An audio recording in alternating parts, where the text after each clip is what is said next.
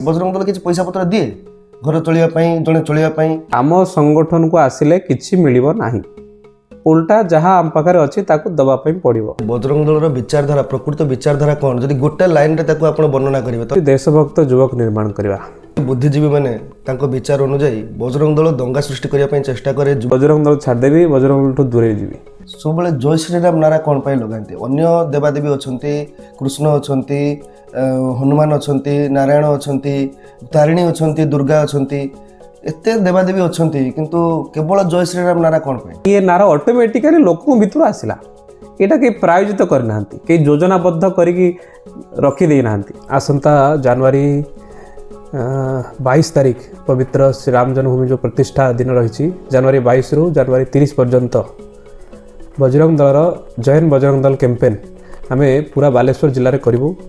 बालेश्वर जिलार जिते युवक अच्छा समस्ते गोटे आध्यात्मिक गोटे देशभक्त गोटे हिंदुत्वनिष्ठ संगठन सांगे जोड़तु। ये उद्देश्य को लेकिन लक्ष्य को लेकिन आम जैन बजरंग दल कैंपेन आरंभ करूँ। नमस्कार, जय जगन्नाथ। आम सहित अच्छा आज रश्मि भाई बालेश्वर विश्व हिंदू परिषद जिला संपादक ताक सहित आम किसी आलोचना करूँ जेहेतु सी ए किसी दिन हम आरंभ कर जैन बजरंग दल कैंपेनिंग आरंभ कर लोक मान युवपीढ़ी को बजरंग दल में जोड़ी होगापी से उत्साहित कर तेणु से सब विषय को लेकिन आम किसी पचरा उचरा करूँ किसी प्रश्न रखू पाखे जो साधारण प्रश्न साधारण लोकंर प्रश्न ताहा आम पचरा उचरा करूँ। तो चलतु आरंभ करें कहीं आप बजरंग दल में जॉइन होगापी युवपीढ़ी को उत्साहित कर आम आसंता जनवरी 22 तारीख पवित्र श्री राम जन्मभूमि जो प्रतिष्ठा दिन रही जनवरी 22 रु जनवरी 30 पर्यंत बजरंग दलर जैन बजरंग दल कैंपेन आम पूरा बालेश्वर जिले में करूँ। बालेश्वर जिलार जिते युवक अच्छा समस्ते गोटे आध्यात्मिक गोटे देशभक्त गोटे हिंदुत्वनिष्ठ संगठन सांगे जोड़तु। ये उद्देश्य को लेकिन लक्ष्य को लेकिन आम जैन बजरंग दल कैंपेन आरंभ करूँ। आम प्रत्येक कॉलेज पर्यंत पहुँचबू, प्रत्येक गाँव पर्यंत पहुँचबू, प्रत्येक पंचायत पर्यंत पहुँचबू। आमर जो युव बंधु मैंने अच्छा जो मैंने विभिन्न स्तर में निज निजर काम करुँच विभिन्न किए पाठ पढ़ुं कि व्यवसाय करुँच कि चाकरी करुँच विभिन्न प्रकार सब कर्म कार्य जो लिप्त अच्छा समस्त युवक मानू आमर बजरंग दलर संगठन में जोड़ापी ये गोटे कार्यक्रम आमर बालेश्वर विश्व हिंदू परिषद तरफ योजना है। जदि मु पचारे जी जे बजरंग दलर विचारधारा प्रकृत विचारधारा कौन जब गोटे लाइन रे आप वर्णना करेंगे तो कौन कहना चाहिए? बजरंग दलर विचारधारा जो अच्छी जदि आम गोटे लाइन में वर्णना करवा से हूँ देशभक्त युवक निर्माण करवा। हिंदू समाज को बर्तमान नेतृत्व आवश्यकता अच्छी एमतीका युवकर आवश्यकता अच्छी जे कि सब प्रथम हिंदुत्व कथा चिंता करुव माने कौन सी प्रकार स्वार्थ कौन सी प्रकार व्यक्तिगत आकांक्षा ये सबुठ ऊपर रखिकी धर्म पाई देश पाई दरकार पड़े जहाँ आवश्यक से भाया काम करने प्रस्तुत थी ये युव नेतृत्व आमको आवश्यक। कारण इतिहास रे आम देखुं बहुत प्रकार घटना घटी आ गोटे गोटे लोक जमी छत्रपति शिवाजी से समय मुगल मानकर जो प्रकार माने अति खराब स्थिति सारा देश में थिला। मंदिर भांगी दिया होता, मंदिर रे घंटा बाजी पार नथला, आम विवाह व्रत इत्यादि हो पार नथला, आश्रम मठ मंदिर ये सब नष्ट पूरा ध्वंस आम संस्कृति परंपरा ध्वंस जाऊला। जड़े नेता बाहरिले छत्रपति शिवाजी आ समग्र समाज नेतृत्व कले आउ से समाज रू आमर जो विधर्मी मानू जो अत्याचारी मानू विताड़ित करदे विदा करदे से छत्रपति शिवाजी का नेतृत्व ये बहुत जरूरी। तेणु से भाया छत्रपति शिवाजी जड़े थे से समय से सब समस्यार समाधान करदे किंतु आज प्रत्येक गाँव में ये युवकर आवश्यकता अच्छी। कारण आज प्रत्येक गाँव में आम देखुचे लव जिहादर समस्या अच्छी, प्रत्येक गाँव में लैंड जिहादर समस्या अच्छी, प्रत्येक गाँव में धर्मांतरण समस्या अच्छी, प्रत्येक गाँव में गौ हत्यार समस्या अच्छी, प्रत्येक गाँव में गौ चालान समस्या अच्छी, प्रत्येक गाँव में आम युवक मैंने निशाग्रस्त हो निशार समस्या अच्छी। तेणु ये जो विभिन्न क्षेत्र में समाज जो समस्या अच्छी से समस्या को मुकाबला करने आम युवक आवश्यक। ଯୁବକ ନେତୃତ୍ୱ ଆବଶ୍ୟକ, ଯେଉଁ ନେତୃତ୍ୱ ପ୍ରଥମେ ରାଷ୍ଟ୍ର ଆଉ ଦ୍ୱିତୀୟରେ ସ୍ୱାର୍ଥ, ଯେ ରାଷ୍ଟ୍ର ପ୍ରଥମେ ସ୍ୱାର୍ଥ ଦ୍ୱିତୀୟରେ, ଏଇଭଳିଆ ମନୋଭାବ ସମ୍ପନ୍ନ ଯୁବକର ନେତୃତ୍ୱ ଆମକୁ ସବୁ ଗାଁରେ ସବୁ ସ୍ଥାନରେ ଆବଶ୍ୟକ। ସେଥିପାଇଁ ବଜରଙ୍ଗ ଦଳର କାମ ପ୍ରତ୍ୟେକ ଗାଁ ପ୍ରତ୍ୟେକ ପଞ୍ଚାୟତରେ ପହଞ୍ଚୁ, ସେଥିପାଇଁ ଯେଉଁ ଜୈନ ବଜରଙ୍ଗ ଦଳର କାର୍ଯ୍ୟକ୍ରମ ଚାଲିଛି, ସେଥିପାଇଁ ଆମେ ଆଗ୍ରହ କରୁଛୁ ଯେ ବଜରଙ୍ଗ ଦଳ ସାଙ୍ଗରେ ଯୋଡ଼ି ହୁଅନ୍ତୁ। ଯଦି ଗୋଟିଏ ଲାଇନରେ ପଚାରିବେ ତ ଏଇ କଥା ଯେ ହିନ୍ଦୁତ୍ୱର ନେତୃତ୍ୱ ମାନେ ଯୁବକମାନଙ୍କ ଭିତରେ ନେତୃତ୍ୱର ବିକାଶ କରିବା, ଇଏ ହେଉଛି ବଜରଙ୍ଗ ଦଳର କାମ, ସଂଗଠନ କାମ। କିଛି ଅଛନ୍ତି ବୁଦ୍ଧିଜୀବୀ ମାନେ ତାଙ୍କ ବିଚାର ଅନୁଯାୟୀ ବଜରଙ୍ଗ ଦଳ ଦଙ୍ଗା ସୃଷ୍ଟି କରିବା ପାଇଁ ଚେଷ୍ଟା କରେ ଯୁବପିଢ଼ିଙ୍କୁ ନେଇକି, ଏବଂ ଧର୍ମ ଭିତରେ ପାତର ଅନ୍ତର ସୃଷ୍ଟି କରିବା ପାଇଁ ଚେଷ୍ଟା କରେ। ଏଇଟା କେତେ ଦୂର ଠିକ୍? ବଜରଙ୍ଗ ଦଳ ଉପରେ ଯେଉଁ ଲାଞ୍ଛନ ଲଗାଯାଇଛି କିଛି ନେତା ବଡ଼ ବଡ଼ ବୁଦ୍ଧିଜୀବୀଙ୍କ ଦ୍ୱାରା, ଏଇଟା କ'ଣ ଠିକ୍ ନା ଭୁଲ? ଆକୁ କ'ଣ କହିବେ ଆପଣ? ନା, ଠିକ୍ ଭୁଲ ଯେତେବେଳେ ଆମେ ବିଚାର କରୁଛେ ସେତେବେଳେ ପ୍ରମାଣର ଆବଶ୍ୟକତା ଅଛି। ଆମ ପାଖରେ କେଉଁଠି ଗୋଟେ ଜାଗାରେ ଦେଖାଇ ଦିଅନ୍ତୁ ଯେ ବଜରଙ୍ଗ ଦଳ ଜାଣିଶୁଣି ଦଙ୍ଗା କରିଛି। ସେମାନେ କହୁଛନ୍ତି ଯେ ବଜରଙ୍ଗ ଦଳର ପଛପଟର ହାତ ଅଛି। ଏ ଦଙ୍ଗା ପଛରେ କେଉଁଠି ଗୋଟେ ଦଙ୍ଗା ହେଇଗଲା, ଦଙ୍ଗା ପଛରେ ବଜରଙ୍ଗ ଦଳର ହାତ ଅଛି। ନା, ହାତ ଯଦି ଅଛି ତାହେଲେ ତାକୁ ଖୋଜିକି ଧରନ୍ତୁ ହାତ, କେଉଁଠି ସେ ହାତଟା ଅଛି, କାହାର ହାତ ଅଛି, କିଛି ତ ତଥ୍ୟ ପ୍ରମାଣ। କୌଣସି ଦେଶରେ ହଜାର ହଜାର ଦଙ୍ଗା ହେଇଗଲାଣି, ସାରା ସବୁ ରାଜ୍ୟରେ ଆମେ ଖୋଜିବା, ହଜାର ହଜାର ଦଙ୍ଗା, ବହୁ ସଂଖ୍ୟା ଲୋକ ମରିଛନ୍ତି। କୌଣସି ଗୋଟିଏ ଦଙ୍ଗାରେ ବଜରଙ୍ଗ ଦଳର ହାତ ଅଛି ବୋଲି ତଥ୍ୟ ପ୍ରମାଣ ସହିତ କେଉଁ ଜାଗାକୁ ସାମ୍ନାକୁ ଆସୁଛି, ନ୍ୟୁଜ୍ରେ ଆସିଛି? ଯଦି ଗୋଟିଏ ଜାଗାରେ ଦେଖାଇଦେବେ ଯେ ବଜରଙ୍ଗ ଦଳ ହାତରେ ମାନେ ବଜରଙ୍ଗ ଦଳ ଯୋଜନାରେ ଦଙ୍ଗା ହେଇଛି, ତାହେଲେ ମୁଁ ବଜରଙ୍ଗ ଦଳ ଛାଡ଼ିଦେବି, ବଜରଙ୍ଗ ଦଳଠୁ ଦୂରେଇ ଯିବି। ବଜରଙ୍ଗ ଦଳ ନିଜ ଯୋଜନାରେ ନିଜେ ଜାଣିଶୁଣି କେଉଁଠି ଦଙ୍ଗା କରେନି। କାରଣ ବଜରଙ୍ଗ ଦଳର ବିଚାର ରହୁଛି, ଯେଉଁ ମୂଳ ବିଚାର, ପ୍ରମୁଖ ବିଚାର ହେଉଛି ଭାରତ ଆମର ମା, ଆମେ ଭାରତ ମାତାର ସନ୍ତାନ। ତେଣୁ ଭାରତ ମାତାର ସମ୍ପତ୍ତିରେ ନଷ୍ଟ ହେବେ ବଜରଙ୍ଗ ଦଳ କେବେ ଚାହେଁନି। ଭାରତ ମାତାର ଅହିତ ହେବ ବଜରଙ୍ଗ ଦଳ କେବେ ଚାହେଁନି। ଭାରତ ମାତାର ଆଇନ ଶୃଙ୍ଖଳା ବିଧ୍ୱସ୍ତ ହେବ ବଜରଙ୍ଗ ଦଳ କେବେ ଚାହେଁନି।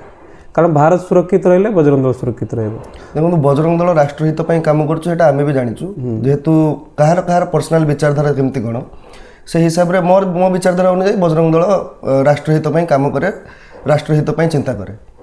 କିନ୍ତୁ ଯେଉଁମାନେ କହୁଛନ୍ତି ବଜରଙ୍ଗ ଦଳ ଦଙ୍ଗା ସୃଷ୍ଟି କରିବା ପାଇଁ ଚେଷ୍ଟା କରେ, ସେମାନେ କିଏ ଆକ୍ଚୁଆଲି? ନା, ସେମାନେ ଯେଉଁମାନେ ଦଙ୍ଗା କରୁଛନ୍ତି ବା ଚାହୁଁଛନ୍ତି ଯେ ଭାରତ ଆଗକୁ ନ ଯାଉ, ଆମର ଏବେ ରେମୁଣାରେ ଘଟଣା ଘଟିଲା, ହନୁମାନ ଜୟନ୍ତୀରେ ଆମର ବଜରଙ୍ଗ ଦଳର ଶୋଭାଯାତ୍ରା ଯାଉଥିଲା। ଯେତେବେଳେ ସେ ବସ୍ତି ଭିତରେ ଦେଇକି ଯାଉଛି, ସେଟା ତ ମାନେ କୌଣସି ଆବଦ୍ଧ ବସ୍ତି ନୁହେଁ, ସେଇ ରାସ୍ତାରେ ଦେଇକି ଲକ୍ଷ ଲକ୍ଷ ଲୋକ ଯିବା ଆସିବା କରୁଛନ୍ତି, ମେନ୍ ରୋଡ଼। ତେଣୁ ସେ ରାସ୍ତାରେ ଯେତେବେଳେ ଗଲା, ଆମେ ତ ବଜରଙ୍ଗ ଦଳର କାର୍ଯ୍ୟକର୍ତ୍ତା ହତିଆର ଧରିନଥିଲେ, ବଜରଙ୍ଗ ଦଳର ଗାଡ଼ିରେ କିଛି ହତିଆର ନଥିଲା, କିଛି ପେଟ୍ରୋଲ ନଥିଲା, ବନ୍ଧୁକ ନଥିଲା। ହଁ, ତେଣୁ ବଜରଙ୍ଗ ଦଳର କାର୍ଯ୍ୟକର୍ତ୍ତା ଖାଲି ହାତରେ ଯାଇଥିଲେ, ତାଙ୍କ ଉପରେ ପଥର ମାଡ଼ ହେଲା। ଯଦି ଏଇଟା ଜଣେ କହିବ ଯେ ବଜରଙ୍ଗ ଦଳର ଷଡ଼ଯନ୍ତ୍ରରେ ହେଲା, ବଜରଙ୍ଗ ଦଳ କାରଣରୁ ହେଲା, ତାଙ୍କୁ କ'ଣ କୁହାଯିବ?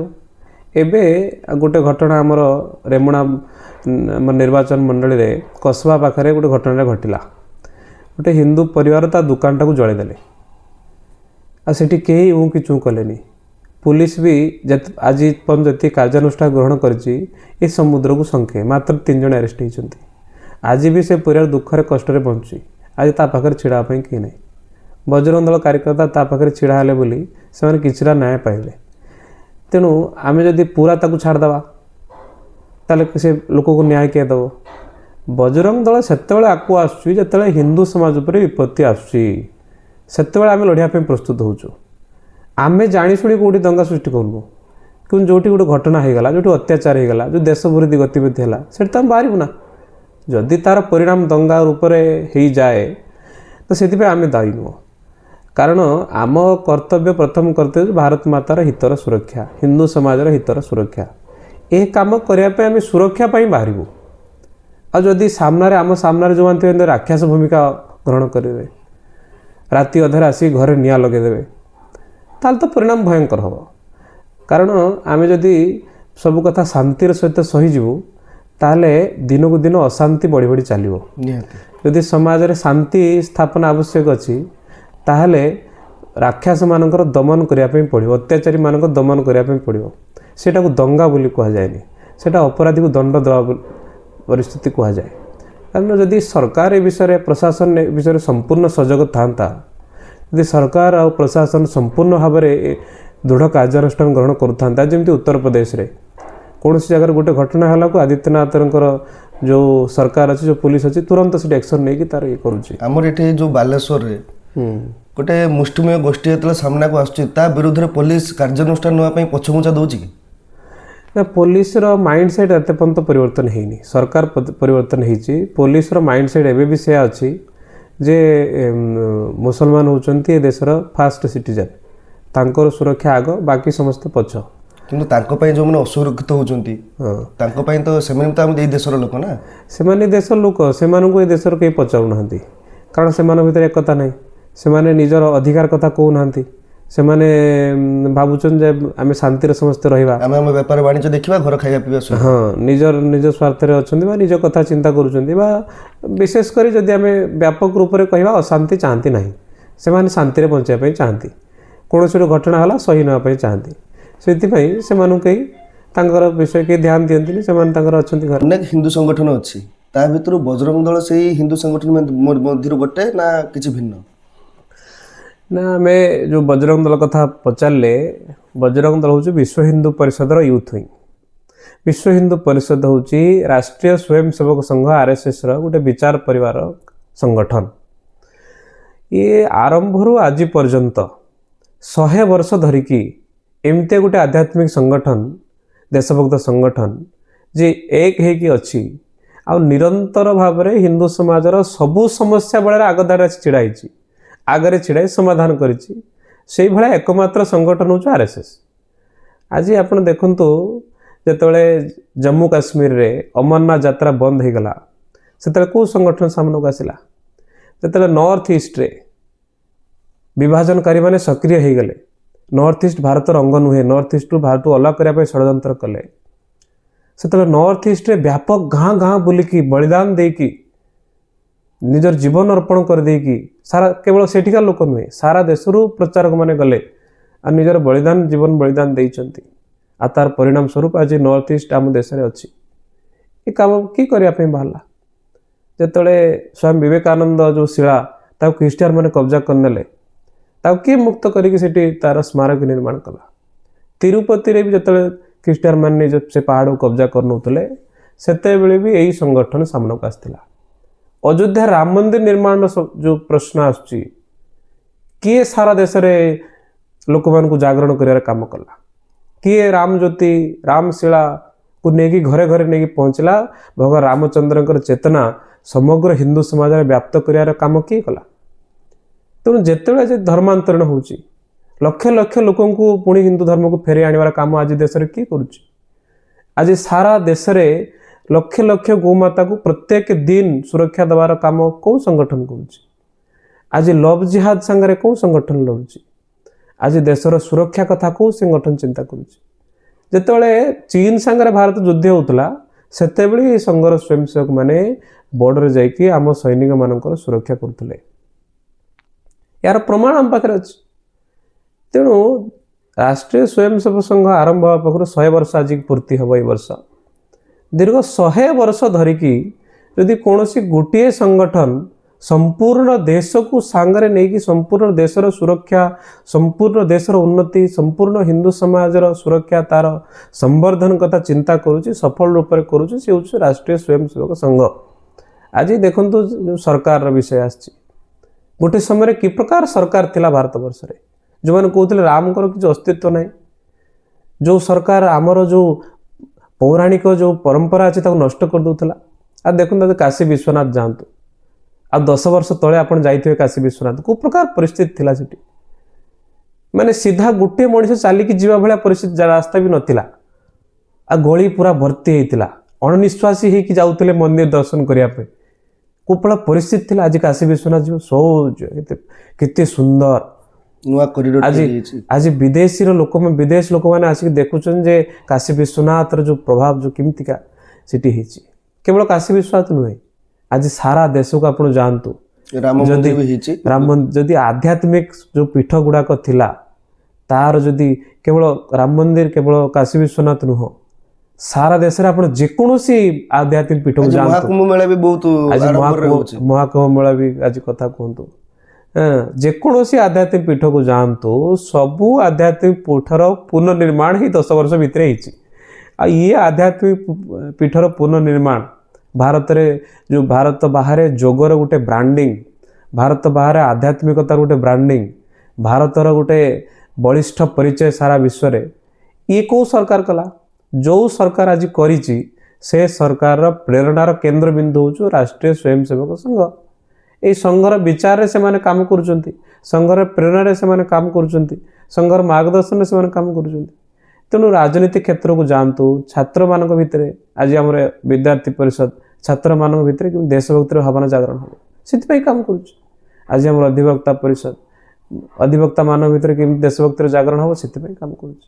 ସେବା ଭାରତୀ, ଆଜି ଶିକ୍ଷା ବିକାଶ ସମିତି, ଆଜି ଦେଶରେ 10,000 ଶିଶୁ ମନ୍ଦିର ଅଛି।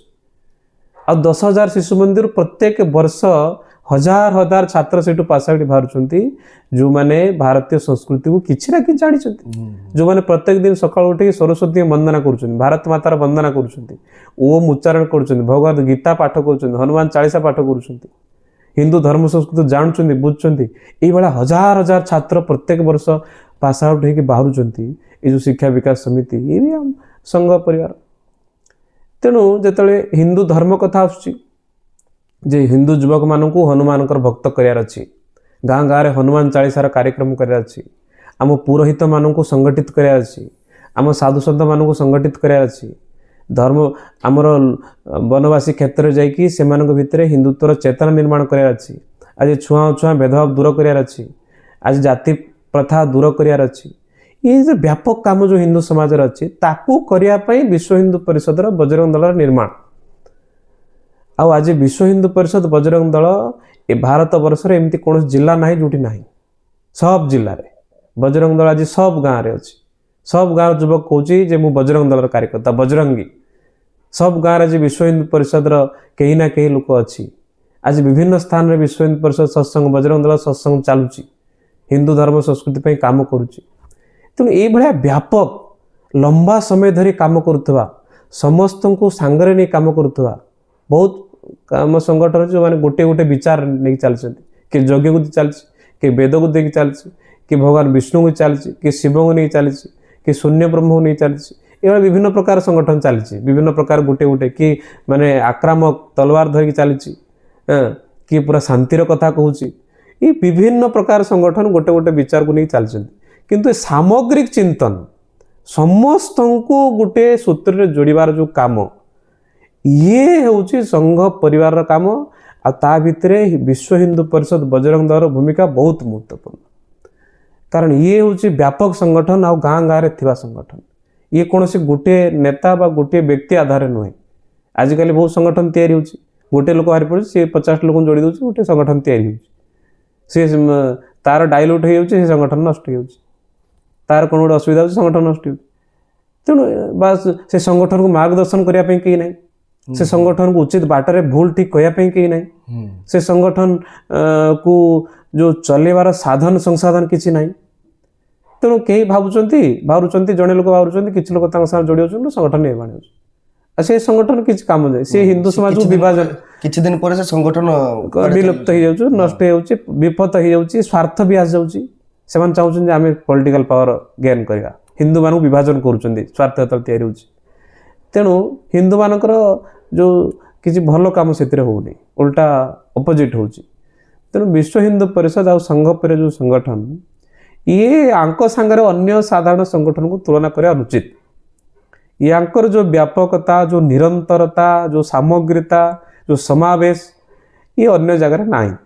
तेणु विश्व हिंदू परिषद बजरंग दल को समस्ते बाछवा दरकार, सेठी समस्ते आसी काम करिया दरकार। हिंदू समाज जी काम करिया अछि जे चलीथिला आगु को भी चलिबो, जे 100 वर्ष दलानी चललानी आगु को 1000 वर्ष धरी चलिबो। सब बेले जय श्री राम नारा कोन पाई लगांते? अन्य देवादेवी अछंती, कृष्ण अछंती, हनुमान अछंती, नारायण अछंती, तारिणी अछंती, दुर्गा अछंती, एते देवादेवी अछंती, किंतु केवल जय श्री राम नारा कोन पाई ना?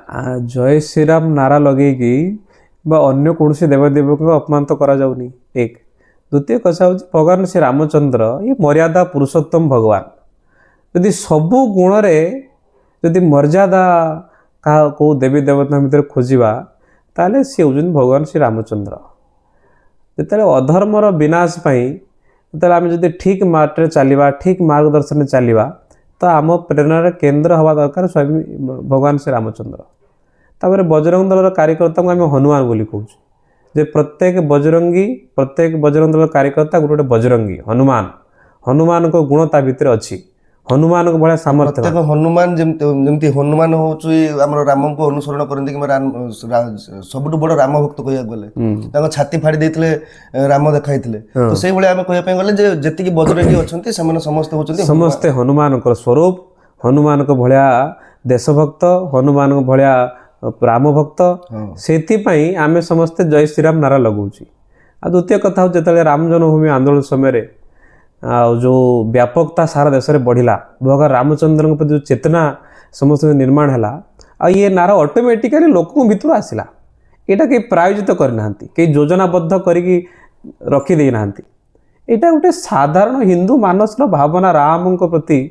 ଯେତେବେଳେ ରାମ ଜନ୍ମଭୂମି ଆନ୍ଦୋଳନ ସମୟରେ ଯେ ଭଗବାନ ରାମଙ୍କ ପ୍ରତି ମାନେ ଯେତିକି ବଜରଙ୍ଗୀ ଅଛନ୍ତି ତାଙ୍କ ମନରେ ଗୋଟେ ମାନସିକତା ସମସ୍ତ ହନୁମାନ, ଆମେ ସମସ୍ତ ହନୁମାନଙ୍କ ଭଳିଆ କାମ କରିବୁ। ଯୋଉ ଭଳିଆ ସେ ସେତୁ ବାନ୍ଧିଥିଲେ ବାନର ସେନାଙ୍କୁ ନେଇକି, ଆମେ ସେଇ ବାନର ସେନା ମଧ୍ୟରୁ ଗୋଟେ ବାନର ସେନା ମଧ୍ୟରେ ଆମେ ସମସ୍ତେ। ଆଉ ଆମର ପ୍ରଭୁ ହଉଛନ୍ତି, ଆମର ମାର୍ଗଦର୍ଶକ ହଉଛନ୍ତି ପ୍ରଭୁ ଶ୍ରୀରାମଚନ୍ଦ୍ର। କିଛି ପ୍ରଶ୍ନ ଯୋଉଟା ଟିକେ ବିବାଦୀୟ ପ୍ରଶ୍ନ, ଯେ ବଜରଙ୍ଗ ଦଳର ମୂଳ ଲକ୍ଷ୍ୟ କ'ଣ, ରାଜନୀତି ନା ଦଙ୍ଗା? ଏ ବଜରଙ୍ଗ ଦଳର କୌଣସି କାର୍ଯ୍ୟକର୍ତ୍ତା ରାଜନୀତି କରନ୍ତିନି। କୌଣସି ଜାଗାରେ ପ୍ରମାଣ ନାହିଁ ଯେ ବଜରଙ୍ଗ ଦଳ କାର୍ଯ୍ୟକର୍ତ୍ତା ଯାଇକି ନିର୍ବାଚନରେ ଛିଡ଼ା ହେଇଛି। ହଁ, ବଜରଙ୍ଗ ଦଳ କାର୍ଯ୍ୟକର୍ତ୍ତା ଥିଲା, ବଜରଙ୍ଗ ଦଳର ଦାୟିତ୍ୱରୁ ମୁକ୍ତ ହେଲା ପରେ ରାଜନୀତିକୁ ଯାଇଛନ୍ତି, ଠିକ୍ ଅଛି। କିନ୍ତୁ ବଜରଙ୍ଗ ଦଳର କାର୍ଯ୍ୟକର୍ତ୍ତା ଯାଇକି ରାଜନୀତି କରିବା ଇଏ କେବେ ଉଦାହରଣ ନୁହେଁ।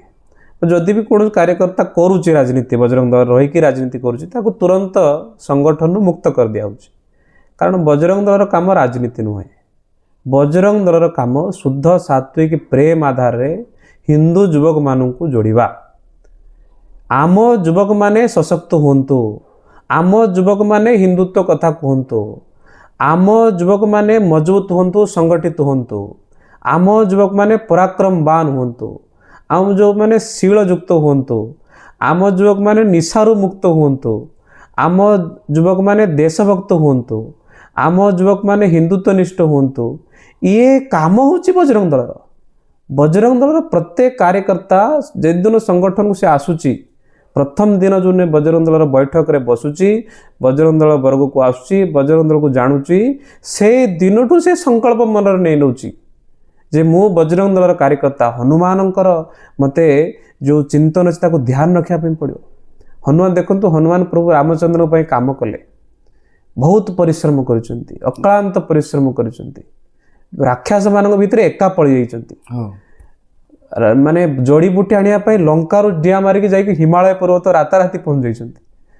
ତେଣୁ କ'ଣ କ'ଣ ହନୁମାନ ତାଙ୍କ ଜୀବନରେ କାମ କରିନାହାନ୍ତି ସେଟା ଆପଣ ମାନେ କହିପାରିବେନି। କିନ୍ତୁ ଏତେ ସବୁ କାମ କରିଛନ୍ତି, କୋଉଠି ହନୁମାନଙ୍କୁ ରାଜା ହେଇଛନ୍ତି? ହନୁମାନ ରାଜା ପାଇଁ କରିଛନ୍ତି? ହନୁମାନ କୋଉଠି ରାଜା ହେଇନାହାନ୍ତି, ବା ହନୁମାନ କୌଣସି ରାଜ୍ୟର ବଡ଼ ପଦବୀରେ ବସିନାହାନ୍ତି, ହନୁମାନ କୋଉଠି ଯାଇକି ଶାସକ ହେଇନାହାନ୍ତି। ହନୁମାନ ସବୁବେଳେ ସେବା କରିଛନ୍ତି। କେଉଁ ଉଦ୍ଦେଶ୍ୟରେ ସେବା? ଯେ ପ୍ରଭୁ ରାମଚନ୍ଦ୍ରଙ୍କର ରାଷ୍ଟ୍ର ହିନ୍ଦୁ ସମାଜର ଉଦ୍ଦେଶ୍ୟରେ, ଧର୍ମର ସଂସ୍ଥାପନ ଉଦ୍ଦେଶ୍ୟରେ ସେବା, ମୋ କର୍ତ୍ତବ୍ୟ ମୁଁ କରିବି। ଏ ସେବା ଧର୍ମର ଜୟ ହଉ, ଧର୍ମର ଧ୍ୱଜା ସବୁବେଳେ ବଢ଼ୁ, ଧର୍ମର ଧ୍ୱଜାକୁ କେହି ରାକ୍ଷସ ଅଟକୁ, କୌଣସି ରାକ୍ଷସ ସାହସ ନ ହଉ ଯିଏ ଆସିକି ଧର୍ମ ଧ୍ୱଜାକୁ ଅଟକିବ, ଧର୍ମ ଧ୍ୱଜା ସାମ୍ନାରେ ଛିଡ଼ା ହେବ, ଧର୍ମର କାମକୁ ଅଟକିବ। କୌଣସି ଅଧର୍ମୀ ବିଧର୍ମୀ ମାନେ ସାମର୍ଥ୍ୟବାନ ହେଇକି ଛିଡ଼ା ନ ହଉ, ଏ ସୁନିଶ୍ଚିତ କରିବା, ଏ କାମକୁ ସୁନିଶ୍ଚିତ କରିବା ହେଉଛି ବଜରଙ୍ଗ ଦଳର କାମ, ହନୁମାନଙ୍କର କାମ। ଏ କଥା ହନୁମାନ କରୁଛନ୍ତି। ଯଦି ବି କୌଣସି ରାଜନୈତିକ ଦଳ, ରାଜନୈତିକ ବ୍ୟକ୍ତି ଅଧର୍ମ କରୁଛି, ହିନ୍ଦୁ ସମାଜ ବିରୋଧରେ ଛିଡ଼ା ହେଉଛି, ତାର ଦମନ କରିବା ବି ବଜରଙ୍ଗ ଦଳର କାମ। ସେଥିପାଇଁ ବି ଯଦି ତାକୁ କହିବା ରାଜନୀତି କରୁଛନ୍ତି, ଭୁଲ କଥା। ବହୁତ ରାଜନେତା ଅଛନ୍ତି ଯେଉଁମାନେ ହିନ୍ଦୁ ବିରୋଧୀ କାମ କରୁଛନ୍ତି, ତାଙ୍କୁ ବିରୋଧ ବଜରଙ୍ଗ ଦଳ କରିବ, ଅଲବତ କରିବ। ବଜରଙ୍ଗ ଦଳ କେହି ଅଟକି ପାରିବେନି, ବଜରଙ୍ଗ ଦଳକୁ ବିରୋଧ କରିବ, ବାଧ୍ୟ ବଜରଙ୍ଗ ଦଳ କରିବା ପାଇଁ। ଏଟା ଯଦି ବଜରଙ୍ଗ ଦଳ ରାଜନୀତି କୁହାଯିବ ତାହେଲେ ଭୁଲ। କାରଣ ବଜରଙ୍ଗ ଦଳ ଏ କାମ ଏଇଥିପାଇଁ କରୁଛି ଯେ ଧର୍ମର ସଂସ୍ଥାପନ ହଉ, ସେଥିପାଇଁ କରୁଛି। ଆକୁ ରାଜନୀତି ସହ ଯୋଡ଼ିବାର କିଛି କାରଣ ନାହିଁ।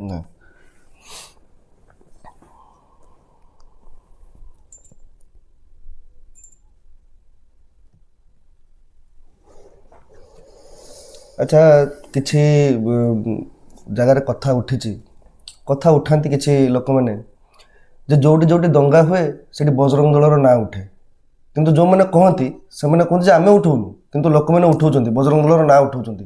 କେଉଁଠି ନା କେଉଁଠି ବଜରଙ୍ଗ ଦଳର ନାଁ ଉଠୁଛି ପଛପଟରୁ। ବଜରଙ୍ଗ ଦଳର ନାଁ ଉଠୁଛି ନା ତାକୁ କିଛି ଗୋଷ୍ଠୀମାନେ ଉଠିବା ପାଇଁ ଚେଷ୍ଟା କରୁଛନ୍ତି? ବଜରଙ୍ଗ ଦଳ ନିଜେ ନାହିଁ ସେଠିରେ, ବଜରଙ୍ଗ ଦଳକୁ ଆଣିବା ପାଇଁ ଚେଷ୍ଟା କରୁଛନ୍ତି ନା ଏଥିରେ କ'ଣ କଥା କ'ଣ? ଏଇ କଥା ହେଉଛି ବହୁତ ଏଇଟା ଗଭୀର ତତ୍ତ୍ୱ ଅଛି ବିଷୟ। ଯେତେବେଳେ ସଜ୍ଜନ ଶକ୍ତିମାନଙ୍କର ଜାଗରଣ ହୁଏ, ଯେତେବେଳେ ସଜ୍ଜନ ଶକ୍ତି ସଂଗଠିତ ହୁଅନ୍ତି, ଯେତେବେଳେ ସଜ୍ଜନ ଶକ୍ତି ସଂଗଠିତ ହେଇକି ଆଗକୁ ବଢ଼ନ୍ତି, ସେତେବେଳେ ଯେଉଁ ଦୁର୍ଜନ ସମାଜ ଥାଏ, ଯେଉଁମାନେ ସମାଜର ହିତ ଚାହାନ୍ତି ନାହିଁ, ଯେଉଁମାନେ ସମାଜକୁ ନଷ୍ଟ କରନ୍ତି, ଯେଉଁମାନଙ୍କ ଚାହାନ୍ତି ତାଙ୍କର ସ୍ୱାର୍ଥ ସବୁବେଳେ ପୂରଣ ହେଉ, ଯେଉଁମାନେ ସମାଜକୁ ଦବେଇକି ନିଜର ସ୍ୱାର୍ଥ ହାସଲ କରିବା ପାଇଁ ଚେଷ୍ଟା କରନ୍ତି, ସେମାନଙ୍କୁ ବହୁତ କଷ୍ଟ ହୁଏ, ସେମାନେ ସହିପାରନ୍ତିନି। ତେଣୁ ସେମାନେ ସବୁବେଳେ ଚାହାନ୍ତି ଯେ ଏଇ ଯେଉଁ ସଜ୍ଜନ ଶକ୍ତିକୁ ଯିଏ ସଂଗଠନ କରୁଛି, ଏଇ ସଜ୍ଜନ ଶକ୍ତିକୁ ଯିଏ ଜାଗରଣ କରୁଛି, ସମାଜରେ ଭଲ କାମ ଯିଏ କରୁଛି ତାକୁ ବଦନାମ କରିଦିଆଯାଉ, ତାକୁ ନଷ୍ଟ କରିଦିଆଯାଉ।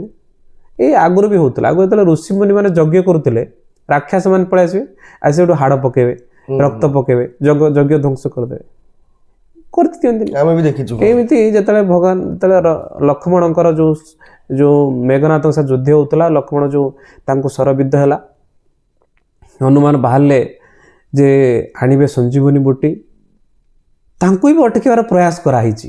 ରାସ୍ତାରେ କାଳ ନେମି ଋଷିକର ରୂପ ଧାରଣ କରି ବସିଗଲା, ଭଜନ କୀର୍ତ୍ତନ କଲା, ରାମ ନାମ ନେଲା। ହନୁମାନ ମାନେ ଭାବିଲେ ଯେ ରାମ ଭକ୍ତ, ତା ପାଖକୁ ଚାଲିଗଲେ, କିନ୍ତୁ ବାସ୍ତବରେ ସେ ଗୋଟେ ରାକ୍ଷସୀ ଥିଲା। ହନୁମାନଙ୍କ କାମରେ ବାଧା ଉତ୍ପନ୍ନ କରୁଥିଲା, ରାମଚନ୍ଦ୍ର କାମରେ ବାଧା ଉତ୍ପନ୍ନ କରୁଥିଲା। ଆଉ ତାପରେ ହନୁମାନ ତାର ସଂହାର ବି କରିକି ଆଗକୁ ବଢ଼ିଲେ। ତେଣୁ ଯେତେବେଳେ ଏଇ ଧର୍ମର କାମ ଯେତେବେଳେ ହୁଏ, ଆଉ ହନୁମାନ ଯେତେବେଳେ କରନ୍ତି ଧର୍ମର କାମ, ଏଇଭଳିଆ ରାକ୍ଷସ ଶକ୍ତିମାନେ ଛଦ୍ମବେଶ ଧରିକି ସେ କାମକୁ ଅଟକିବା ପାଇଁ ଚେଷ୍ଟା ଯୁଗେ ଯୁଗେ କରୁଥିଲେ, ଆଜି ବି କରୁଛନ୍ତି। ଏଇଟା କଥା ନୂଆ କଥା ବିଷୟ ନୁହେଁ। ତେଣୁ ଆଜି ବି ଯେତେବେଳେ ଦେଖୁଛନ୍ତି ଯେ ସମାଜରେ ଯେତେବେଳେ ଗୋଟେ ସଜ୍ଜନ ଶକ୍ତି, ଗୋଟେ ଯୁବକମାନେ ମଜବୁତ ହେଇକି ବିନା କୌଣସି ନେତାର ପ୍ରରୋଚନାରେ, ବିନା କୌଣସି ସ୍ୱାର୍ଥରେ ଦେଶଭକ୍ତି ଆଡ଼କୁ ଆଗଉଛନ୍ତି, ସଂଗଠିତ ହେଉଛନ୍ତି, ମଜବୁତ ହେଉଛନ୍ତି, ଦେଶ ପାଇଁ ଧର୍ମ ପାଇଁ କାମ କରୁଛନ୍ତି, ତାଙ୍କୁ କେମିତି ଅଟକାଯିବ? ତାଙ୍କୁ କେମିତି ବଦନାମ କରାଯିବ? ସମାଜରେ ବିଭିନ୍ନ ପ୍ରକାର ଷଡ଼ଯନ୍ତ୍ର ଏ ବିଷୟରେ ଚାଲିଛି। ବିଶେଷ କରି ଯେଉଁ ବାମପନ୍ଥୀ ମାନେ ଅଛନ୍ତି, ଯେଉଁ ଦେଶ ବିରୋଧୀ ବାମପନ୍ଥୀ, ସେମାନଙ୍କର ଏଇଟା ଷଡ଼ଯନ୍ତ୍ର। ଆଉ ବିଭିନ୍ନ ରାଜନୈତିକ ଦଳ ବି ଏଇଟା ଷଡ଼ଯନ୍ତ୍ର ଏ କାମ କରୁଛନ୍ତି ଯେ ବଜରଙ୍ଗ ଦଳର ଉତ୍ଥାନ ନ ହେଉ, ବଜରଙ୍ଗ ଦଳ ମାଧ୍ୟମରେ ଯୁବକମାନେ ନ ପଡ଼ନ୍ତୁ, ବଜରଙ୍ଗ ଦଳ ନ ଆସୁ, ଯାହାଫଳରେ ଯୁବକମାନେ ଆମ ଗୁଲାମ ହେଇକି ରହିବେ, ଯୁବକମାନେ ସବୁବେଳେ ଆମ ପଛରେ ଦୌଡ଼ିବେ, ଯୁବକମାନେ ସବୁବେଳେ ସ୍ୱାର୍ଥରେ ନେଇକି ଭୋଟ ଦେବେ, ଯୁବକମାନଙ୍କୁ ଆମେ ମଦ ମାଂସ ଇତ୍ୟାଦି ଦେଇକି ଆମେ ତାଙ୍କୁ ଆମ ପାଖରେ ରଖିବା। ଏ କଥା ନେତାମାନେ ଚାହୁଁଛନ୍ତି, ଯେଉଁଟା ବଜରଙ୍ଗ ଦଳ କରିଦେଉନି। ତେଣୁ ବଜରଙ୍ଗ ଦଳକୁ ବଦନାମ କରିବା ପାଇଁ ଏଇସବୁ ଷଡ଼ଯନ୍ତ୍ର ସେ ଯେଉଁ କରୁଛନ୍ତି, ନୂଆ କଥା ନୁହେଁ। ବଜରଙ୍ଗ ଦଳ ଏଥିରେ ବଦନାମ ହେବନି। ବଜରଙ୍ଗ ଦଳ ଯାହା କାମ, ଏଇ ରାମଙ୍କର କାମ ବଜରଙ୍ଗ ଦଳ କରୁଛି। ପବିତ୍ର ପୁଣ୍ୟ ଶାଶ୍ୱତ କାମ ବଜରଙ୍ଗ ଦଳ କରୁଛି। ବଜରଙ୍ଗ ଦଳ କାମକୁ କେହି ବିନାଶ କରିପାରିବେନି। ହନୁମାନଙ୍କ କାମ ରଥକୁ କେହି ଅଟକି ପାରିବେନି। ଯେଉଁଠି ରାମଙ୍କର ଆଶୀର୍ବାଦ ଅଛି, ଯେଉଁଠି କୃଷ୍ଣଙ୍କର ଆଶୀର୍ବାଦ ଅଛି, ସେଭଳିଆ ବଜରଙ୍ଗୀ ରଥକୁ କାହାରି ଅଟକିବାର ସାମର୍ଥ୍ୟ ଏ ଦୁନିଆରେ ନାହିଁ। ଆମର କାମ ସଫଳ ହେବ, ଆମେ ବିଜୟୀ ହେବୁ ନିଶ୍ଚିତ। ଗୋ ସୁରକ୍ଷା ନାଁରେ ବଜରଙ୍ଗ ଦଳ ଲୋକଙ୍କୁ ବାଡ଼ିଆ ପିଟା କରେ, ଲୋକଙ୍କ ଗାଡ଼ି ଭଙ୍ଗାରୁଜା କରେ, ଏଇଟା କେତେ ଦୂର ଠିକ୍, ସତ୍ୟାସତ୍ୟ କେତେ ଅଛି ଏ କଥା ଭିତରେ? ନା, ଗୋ ସୁରକ୍ଷା ଦୃଷ୍ଟିରୁ ବଜରଙ୍ଗ ଦଳର କାମ ହେଉଛି ଯେ ଆଇନ ସମ୍ମତ କାମ କରିବା। ବଜରଙ୍ଗ ଦଳର କାର୍ଯ୍ୟକର୍ତ୍ତାମାନେ ପ୍ରଶାସନକୁ ସାଙ୍ଗରେ ଧରିକି ଗୋମାତାର ସୁରକ୍ଷା ପାଇଁ କାମ କରୁଛନ୍ତି। ବହୁତ ଜାଗାରେ ଉଦାହରଣ ଅଛି, ବହୁତ ଜାଗାରେ ଉଦାହରଣ ଅଛି। ବଜରଙ୍ଗ ଦଳ କାର୍ଯ୍ୟକର୍ତ୍ତା ପ୍ରଶାସନର ସହଯୋଗ ନେଇକି ଗୋମାତାର ଉଦ୍ଧାର କରିଛନ୍ତି, ରକ୍ଷା କରିଛନ୍ତି, ସୁରକ୍ଷା କରିଛନ୍ତି। ତେଣୁ ଯେଉଁ ଜାଗାରେ ପ୍ରଶାସନ ସହଯୋଗ କରୁନି, ଯେଉଁ ଜାଗାରେ ଯେଉଁ ଗୋହତ୍ୟାକାରୀମାନଙ୍କ ସାମର୍ଥ୍ୟ ବଢ଼ିଯାଉଛି, ଗୋଚାଲାଣକାରୀମାନଙ୍କର ଯେଉଁ ଆକ୍ରମଣ ବଢ଼ିଯାଉଛି, ବହୁତ ଜାଗାରେ ସେମାନେ ବନ୍ଧୁକ ଧରିକି ଆସୁଛନ୍ତି। ଗୋଚାଲାଣ ଯେଉଁମାନେ କାରୀ ସବୁ ବନ୍ଧୁକ ଧରିକି, ହତିଆର ଧରିକି, ପୁରା ମାଫିଆ। ତେଣୁ ସେମାନେ ଯେତେବେଳେ ଆକ୍ରମଣ ଏସବୁ ବିଭିନ୍ନ ପ୍ରକାର କରୁଛନ୍ତି, ସେତେବେଳେ କେତେବେଳେ କ'ଣ ରିଆକ୍ସନ୍ ବି ହେଇଯାଉଛି। କାରଣ ଯେତେବେଳେ ଜଣେ ବନ୍ଧୁକ ସାମ୍ନାରେ ଚଲେଇବ, ଆଉ ଜଣେ ଚୁପ୍ ତ ବସିବନି, କେବେ ଆତ୍ମରକ୍ଷା କରିବା ପାଇଁ କେତେବେଳେ ରିଆକ୍ସନ୍ ବି ହେଉଛି। ସେଇଟା ଗୋଟେ ରିଆକ୍ସନ୍ ହିସାବରେ ଧରିନେବା ଦରକାର। ସେଇଟା ନିଜ ଜୀବନକୁ ସୁରକ୍ଷା କରିବା ପାଇଁ, ନିଜକୁ ସେଫ୍ କରିବା ପାଇଁ, ଆତ୍ମରକ୍ଷା ପାଇଁ କରାଯାଇଥିବା କାମ ଧରିନେବା ଦରକାର। କିନ୍ତୁ ସର୍ବସାଧାରଣ ସମୟରେ ବା ସଦା ସର୍ବଦା ବଜରଙ୍ଗ ଦଳର କାର୍ଯ୍ୟକର୍ତ୍ତା ପ୍ରଶାସନକୁ ସାଙ୍ଗରେ ନେଇକି ଗୋ ରକ୍ଷା କରିବା ପାଇଁ ଚାହୁଁଛନ୍ତି। ଆଜି ଗାଁରେ ଗୋମାତାର ସୁରକ୍ଷା କରିବା ପାଇଁ ଲୋକ ଗୋରୁ ନ ବିକ୍ରି କରନ୍ତୁ। ଆଜି ଗାଁରେ ପଞ୍ଚାୟତରେ ଗୋଶାଳା ନିର୍ମାଣ ହେଉ, ବ୍ଲକରେ ଗୋଶାଳା ନିର୍ମାଣ ହେଉ, ସେଥିପାଇଁ ସାରା ଦେଶରେ ବଜରଙ୍ଗ ଦଳ କାର୍ଯ୍ୟକର୍ତ୍ତା ଯତ୍ନବାନ ଅଛନ୍ତି। ସବୁ ଜାଗାରେ କେମିତି ଗୋଶାଳା ହେବ, କେମିତି ଆମର କୌଣସି ଗୋରୁ ଗାଈ ରାସ୍ତାରେ ଖଣ୍ଡିଆ ହେଇକି ପଡ଼ିଛି ତାଙ୍କର ଟ୍ରିଟମେଣ୍ଟ ହେବ, କେଉଁଠି ଗୋରୁ ଗାଈ ଆକ୍ସିଡେଣ୍ଟ ହେଇଛି ତାର ଟ୍ରିଟମେଣ୍ଟ ହେବ। ଏସବୁ କେବଳ ଖାଲି ଗାଡ଼ି ଅଟକିବା କଥା ନୁହେଁ। ଯେଉଁଠି ବି ଗୋ ସମାଜର ଗୋ ସମ୍ପଦାର ଅସୁବିଧା ହେଉଛି, ଯେଉଁଠି ତାଙ୍କୁ ସେବାର ଆବଶ୍ୟକତା ପଡ଼ୁଛି, ବଜରଙ୍ଗ ଦଳ କାର୍ଯ୍ୟକର୍ତ୍ତା ପ୍ରତ୍ୟେକ ଜାଗାରେ ସେବା କରୁଛନ୍ତି ଆଉ ପ୍ରଶାସନର ସହଯୋଗ ନେଇକି ଗୋ ସୁରକ୍ଷା କରୁଛନ୍ତି। ବେଳେବେଳେ ଏଇଭଳିଆ ଅଘଟଣ ଘଟି ଯାଉଛି, ସେ ଅଘଟଣ ହେଉଛି ସ୍ଥାନୀୟ। ଆଉ ବହୁତ ଏମିତି କାର୍ଯ୍ୟକର୍ତ୍ତା ବହୁତ ଲୋକ ଅଛନ୍ତି ଯେଉଁମାନେ ବଜରଙ୍ଗ ଦଳ ସାଙ୍ଗରେ କିଛି ସମ୍ପର୍କ ନାହିଁ, ବଜରଙ୍ଗ ଦଳ ଅନୁଶାସନ ସଂଗଠନ ଜାଣିନାହାନ୍ତି, କିନ୍ତୁ ନିଜକୁ ବଜରଙ୍ଗ ଦଳ କହିକି ପଇସା ଖାଇବା ଉଦ୍ଦେଶ୍ୟରେ ବା ନିଜ ଧନୀ ହେବା ଉଦ୍ଦେଶ୍ୟରେ ବା ନିଜର ସ୍ୱାର୍ଥ ପୂରଣ କରିବା ଉଦ୍ଦେଶ୍ୟରେ ଏଭଳିଆ କାମ କରୁଛନ୍ତି ଆଉ ନାଁ ବଜରଙ୍ଗ ଦଳ ଦେଇ ଦେଉଛନ୍ତି। ଏଇଟା ବିଲକୁଲ ବଜରଙ୍ଗ ଦଳର କାମ ନୁହେଁ। ସେମାନେ ବଜରଙ୍ଗ ଦଳ କାର୍ଯ୍ୟକର୍ତ୍ତା ନୁହନ୍ତି, ଛଦ୍ମବେଶୀ। ତେଣୁ ବଜରଙ୍ଗ ଦଳର କାର୍ଯ୍ୟକର୍ତ୍ତା ଯେଉଁଠି କାମ କରୁଛନ୍ତି ସେଇଠି ଠିକ୍ ଢଙ୍ଗରେ ଠିକ୍ ବାଟରେ କାମ କରୁଛନ୍ତି। ବେଳେବେଳେ ମୁଁ ତ ଏକଥା ସ୍ୱୀକାର କରୁଛି, ବେଳେବେଳେ ତ ଅଘଟଣ କେଉଁଠି ନା କେଉଁଠି ହେଉଛି, ଆଉ ସେଇଟା 100ରୁ 2 ଭାଗ 5 ଭାଗ ଏଭଳିଆ ଅଘଟଣ ହେଉଛି। ଆଉ ସେ ଅଘଟଣ ତ ତା ପାଇଁ ଯାହା ଯାହା ଆମକୁ କରିବା ପାଇଁ ପଡ଼ୁଛି ଆମେ ତ ନିଶ୍ଚିତ କରୁଛୁ ତା ପାଇଁ। ଦେଶରେ ବଜରଙ୍ଗ ଦଳ ନଥିଲେ କ'ଣ ହେଇଥାନ୍ତା, ଆଉ ଦେଶରେ ବଜରଙ୍ଗ ଦଳ ରହିବା ଦ୍ୱାରା କ'ଣ ପରିବର୍ତ୍ତନ ହେଇଛି ଦେଶରେ? ଏଇ କଥା ଆମେ ତ ବଜରଙ୍ଗ ଦଳର କାର୍ଯ୍ୟକର୍ତ୍ତା ହିସାବରେ ଆମ ପାଟିରୁ ଶୁଣିବା ମାନେ ସମସ୍ତଙ୍କୁ ଲାଗିବ ଯେ ହଁ ବଜରଙ୍ଗ ଦଳର କାର୍ଯ୍ୟକର୍ତ୍ତା ନିଜର ପ୍ରଶଂସା କରୁଛନ୍ତି। ଯେତେବେଳେ ଆମେ ସାଧାରଣ ଲୋକଙ୍କୁ ପଚାରିବା, ସାଧାରଣ ସମାଜକୁ ଯେତେବେଳେ ପଚାରିବା, ସେତେବେଳେ ସେମାନେ କ'ଣ କହୁଛନ୍ତି ଯେ ତାକୁ ଆମେ ଦେଖିବା ନା, ତାହେଲେ ଆମେ ଜାଣିନେବା। ଯେତେବେଳେ ଆମେ ବଜରଙ୍ଗ ଦଳର ଯୋଉଟା ମାନେ କହିବା ପାଇଁ ଗଲେ ଏତେ ବର୍ଷ ବଜରଙ୍ଗ ଦଳ କାମ କରିଛି, ତ ତାର ବଡ଼ ବଡ଼ ଆଚିଭମେଣ୍ଟ କୋଉ ଗୁଡ଼ାକ ଯୋଉଟା ଦେଶ ପାଇଁ ହିତକରକ, ସେ କିଛି ଦିଟା କହିଦିଅନ୍ତୁ। ନା, ବଡ଼ ବଡ଼ ଆଚିଭମେଣ୍ଟ ତ ଅଛି, ବାକି ସାନ ସାନ ଆଚିଭମେଣ୍ଟ ବି ବହୁତ ଅଛି। ଏବେ ବାଲେଶ୍ୱରରେ ବାତ୍ୟା ହେଲା, ସ୍ୱରରେ ଗୋଟେ ଗାଁକୁ ଆମେ ବଜରଙ୍ଗ ଦଳ କାର୍ଯ୍ୟକର୍ତ୍ତା ଯାଇଥିଲୁ ସେଠୁ ଇଏ କରିବା ପାଇଁ। ଆମେ ଯେତେବେଳେ ଯାଇକି ପହଞ୍ଚିଲୁ, କେହି ଗୋଟେ ଗାଁ ଲୋକ ପଚାରିଦେଲା ନେ ବଜରଙ୍ଗ ଦଳ କାର୍ଯ୍ୟକର୍ତ୍ତା ଆସିଛନ୍ତି, ତୁରନ୍ତ ସେ ଗାଁରେ ହାଲା ହେଲେ ବଜରଙ୍ଗୀ ବାଲା ଆସିଗଲେ, ବଜରଙ୍ଗ ଦଳ ଆସିଗଲେ, ଏବେ ସବୁ ରାସ୍ତାଘାଟ ସଫା ହେଇଯିବ, କ୍ଲିୟର ହେଇଯିବ। ଇଏ ଗୋଟେ ଏଇଟା ମୋର ଉକ୍ତି ନୁହେଁ ବା ଏ କଥା ମୁଁ କହୁନି, ସାଧାରଣ ସେ ଗାଁରେ ବିସ୍ତୃତ ସମାଜ ମାନେ ଗୋଟେ ମାନେ ମେସେଜ ଚାଲିଗଲା, ଗାଁ ସାରା ଭିତରେ ଆଲୋଚନା ଗୁଞ୍ଜରଣ ସୃଷ୍ଟି ହେଇଗଲା, ଏଇ ବଜରଙ୍ଗ ଦଳ ବାଲା ଆସିଗଲେ, ବଜରଙ୍ଗୀ ଆସିଗଲେ, ଆଉ ଏବେ ଅସୁବିଧା ହେବନି, ରାସ୍ତା କ୍ଲିୟର ହେଇଯିବ, ସବୁ ଠିକ୍ ହେଇଯିବ। ବିଶ୍ୱାସ ଅଛି, ବିଶ୍ୱାସ ଅଛି ଯେ ଏ ସଂଗଠନ ଅଛି, ଇଏ କାହାରି କଥା ଶୁଣିବୁନି, ଇଏ ଆଇଛି ତା କାମ କରିକି ଯିବ ଆଉ ସମାଜର ଏଇଟା ଗୋଟେ ଛୋଟିଆ ବିଷୟ। ଆଉ ଏଇଭଳିଆ ଗାଁ ଏମିତି ହଜାର ହଜାର ଲକ୍ଷ ଲକ୍ଷ ଅଛି ସାରା ଦେଶରେ। ଆମେ ଯଦି ଆମେ ଯିବା, ଲୋକଙ୍କୁ ପଚାରେ, ଲୋକଙ୍କୁ ବୁଝିବା, ଏ କଥା ଆସିବ। ଆଉ ବଡ଼ ଆଚିଭମେଣ୍ଟ ବି ତ ଆଜି ରାମ ମନ୍ଦିର ତିଆରି ହେଉଛି। ବଜରଙ୍ଗ ଦଳ କାର୍ଯ୍ୟକର୍ତ୍ତା ଛାତିରେ ଗୁଳି ଖାଇଛନ୍ତି। ଶରତ କୋଠାରୀ, ରାମ କୋଠାରୀ, ଦି ଜଣ କଥା ସମସ୍ତେ ଜାଣିଥିବେ। ତାଙ୍କ ଭଉଣୀ ତାଙ୍କୁ କହିଛି ଭାଇ ଅଯୋଧ୍ୟା ଯିବୁ, ଅଯୋଧ୍ୟାରୁ ଆମ ପାଇଁ କ'ଣ ନେଇକି ଆସିବୁ। ଦି ଭାଇ କହିଛନ୍ତି ଆମେ ଏଟା ଆଣିବୁ ସେଟା ଆଣିବୁ, ତୋ ପାଇଁ ସବୁ ନେଇକି ଆସିବୁ। ଆଉ ଭଉଣୀକୁ ଆଶ୍ୱାସନା ଦେଇକି ସେମାନେ ଘରୁ ବାହାରିଛନ୍ତି। ତାଙ୍କ ମାଆର ଆଉ ପୁଅ ନାହିଁ, 2 ଭାଇ 1 ଭଉଣୀ। ଆଉ 2 ଭାଇ ଯାକ ଆସିଛନ୍ତି, 2 ଭାଇ ଯାକ ବଜରଙ୍ଗ ଦଳର ଆମର କାର୍ଯ୍ୟକର୍ତ୍ତା, କାର ସେବା କରିବା ପାଇଁ ଆସିଛନ୍ତି। ପ୍ରଥମେ ଯାଇକି ବାବରୀ ମସଜିଦରେ ଉପରେ ପତାକା ପୋତିଥିବା ଲୋକ ଏଇ 2 ଭାଇ, 1990ରେ ଯେଉଁଟା ହେଇଥିଲା। ଆଉ ତାପରେ ସେମାନଙ୍କ ଅତି ନିର୍ମମ ହତ୍ୟା ହେଇଯାଇଛି। ସେମାନେ ଛାତିରେ ଗୁଳି ଖାଇ, ପିଠିରେ ନାହିଁ, ଛାତିରେ ଗୁଳି ଖାଇଛନ୍ତି। ଆଉ ସେହି ସମୟରେ ଯେଉଁ କାର୍ଯ୍ୟକର୍ତ୍ତାମାନଙ୍କର ଶବକୁ ଯେଉଁ ପ୍ରକାର ଡୋଜରରେ ତାଙ୍କୁ ଲୋଡ଼ କରାହେଇକି ଟ୍ରକରେ ତାଙ୍କୁ ନେଇକି ଯମୁନା ନଦୀରେ 2 ଗୋଡ଼ରେ 2 ହାତରେ ବାଲି ବସ୍ତା ବାନ୍ଧିକି ଫିଙ୍ଗି ଦିଆଯାଉଥିଲା। ଆଉ ବଜରଙ୍ଗ ଦଳ କାର୍ଯ୍ୟକର୍ତ୍ତା ଯେଉଁ ବଳିଦାନ ଦେଇଛନ୍ତି ଶହ ଶହ ସଂଖ୍ୟାରେ, ଇଏ ଆଜି ରାମ ମନ୍ଦିର ଯେତେବେଳେ ଆମେ ଯାଉଛେ, ଦର୍ଶନ କରୁଛେ, ଏ କଥାକୁ ଆମ ଆଖି ସାମ୍ନାରେ ଆସିବା ଦରକାର। ତାଙ୍କ ବଳିଦାନକୁ, ବଜରଙ୍ଗ ଦଳ କାର୍ଯ୍ୟକର୍ତ୍ତାଙ୍କ ବଳିଦାନକୁ ମନେ ପକାଇବା ଦରକାର। ଯଦି ସେ ବଳିଦାନକୁ ମନେ ନ ପକାଉଛେ ନା, ଯଦି ରାମଚନ୍ଦ୍ରଙ୍କ ଆଗରେ ଆମେ ପ୍ରସାଦ କରୁଛେ ଆଉ ସେ ବଳିଦାନକୁ ଭୁଲି ଯାଉଛେ, ତାହେଲେ ସେ ପ୍ରସାଦ ରାମଚନ୍ଦ୍ର ଗ୍ରହଣ କରିବେନି। ଭଗବାନ କେବେ ସେ ପ୍ରସାଦ ଗ୍ରହଣ କରିବେନି ଯଦି ସେ ବଜରଙ୍ଗ ଦଳର କାର୍ଯ୍ୟକର୍ତ୍ତାଙ୍କ ବଳିଦାନକୁ ଭୁଲିକି ଆମେ ରାମ ମନ୍ଦିର ଯାଉଛୁ।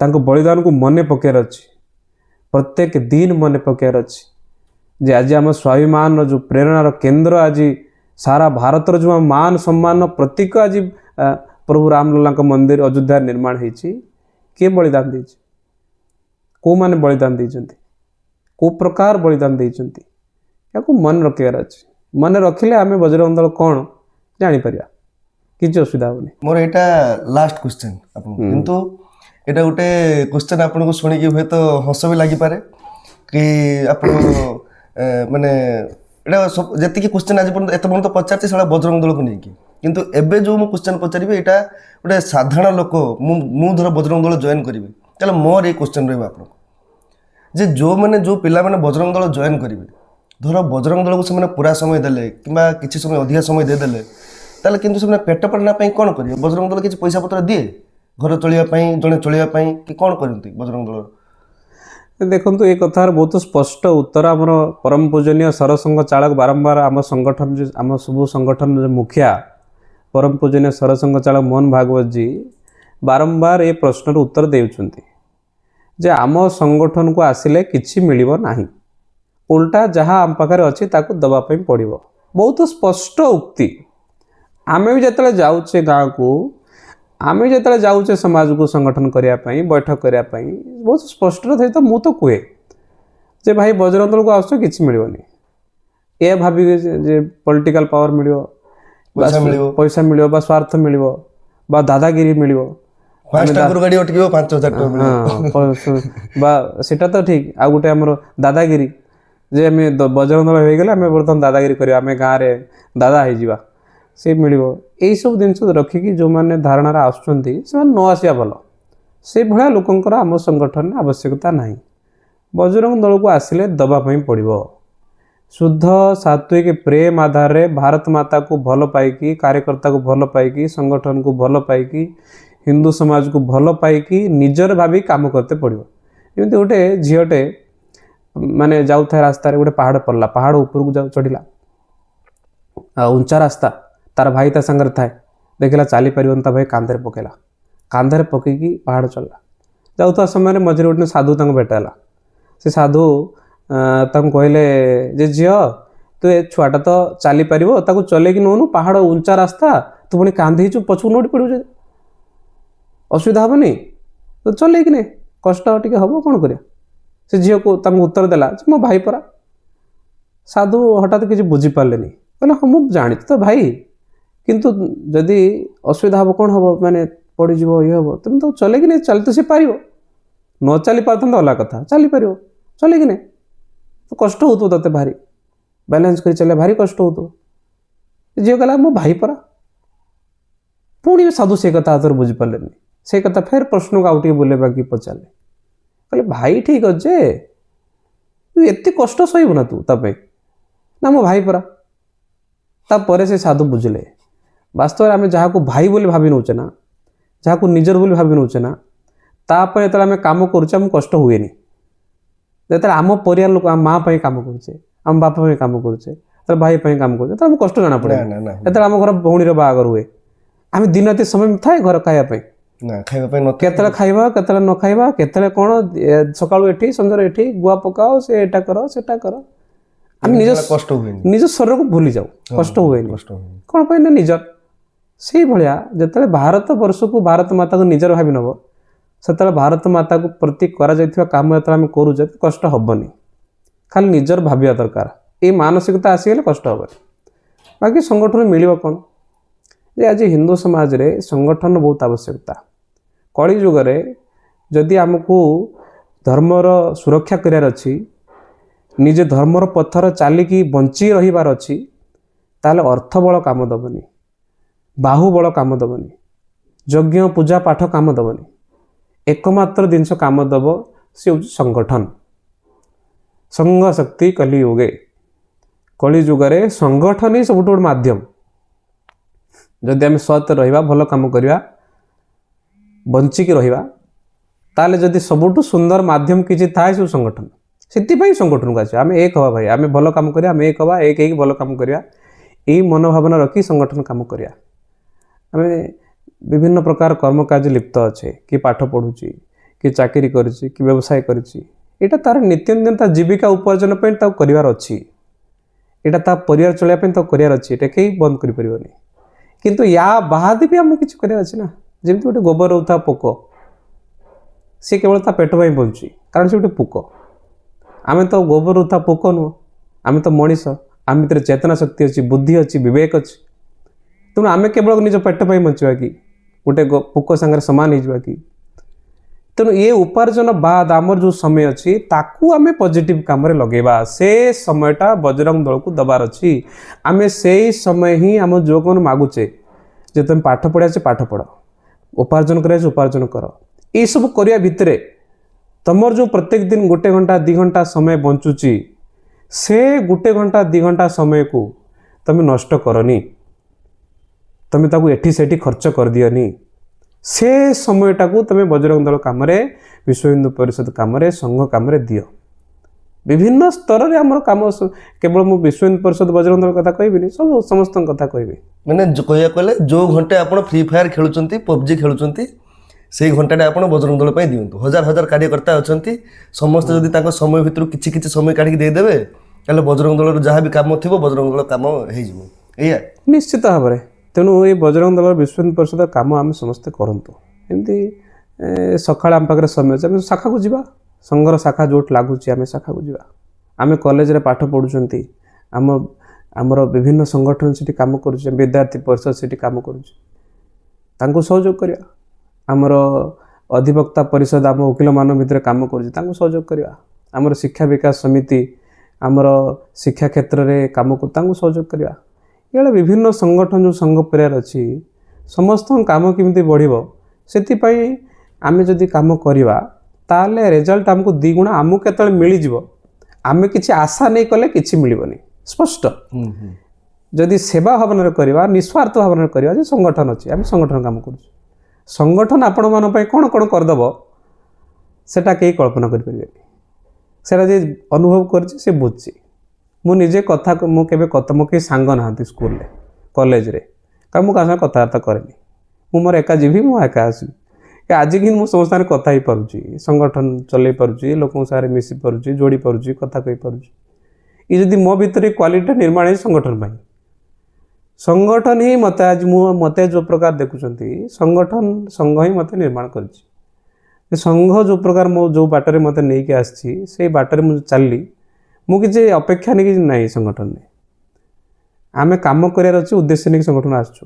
କିନ୍ତୁ ବହୁତ କିଛି ଜିନିଷ ମୋତେ ମିଳିଯାଇଛି, ଯେ ସଂଗଠନ ଥିବା କାରଣରୁ ବହୁତ କିଛି କଥା ମିଳିଯାଇଛି, ବହୁତ ମିଳିଯାଇଛି, ଯେଉଁଟାକି ସାମ୍ନାରେ ମିଡ଼ିଆ ସାମ୍ନାରେ ସବୁବେଳେ ପ୍ରକାଶ କରିବାର ସମୟ ହେଇନି।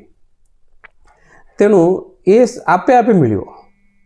କାରଣ ଯେଉଁ ଆମେ ଯେତେବେଳେ ସମୁଦ୍ର ଗୋଟେ ଜିନିଷ ଫିଙ୍ଗୁଛେ, ସେ କେତେବେଳେ ଯାଇକି ଆମକୁ ପୁଣି ତାକୁ ରିଟର୍ଣ୍ଣ କରିଦେଉଛି, କେତେବେଳେ ଆମକୁ ତାକୁ ଦେଇ ଦେଉଛି, ଏ କେବେ କି କଳ୍ପନା କରିପାରିବନି। ଆମେ କିଛି ସମୟ ଆମର ସଂଗଠନକୁ ଦେଇ ଦିଅନ୍ତୁ। ସେ ସମୟ ବଦଳରେ ସଂଗଠନ ଆମକୁ କ'ଣ କ'ଣ ଯେ ଦେଇଦେବ ତାର କଳ୍ପନା କରିପାରିବାନି। କିନ୍ତୁ ଗୋଟିଏ ସର୍ତ୍ତ, ଯେ ନିଃସ୍ୱାର୍ଥ ଭାବନାରେ, ପ୍ରେମ ଆଧାରରେ ସଂଗଠନ କାମ କରନ୍ତୁ, ବାସ୍।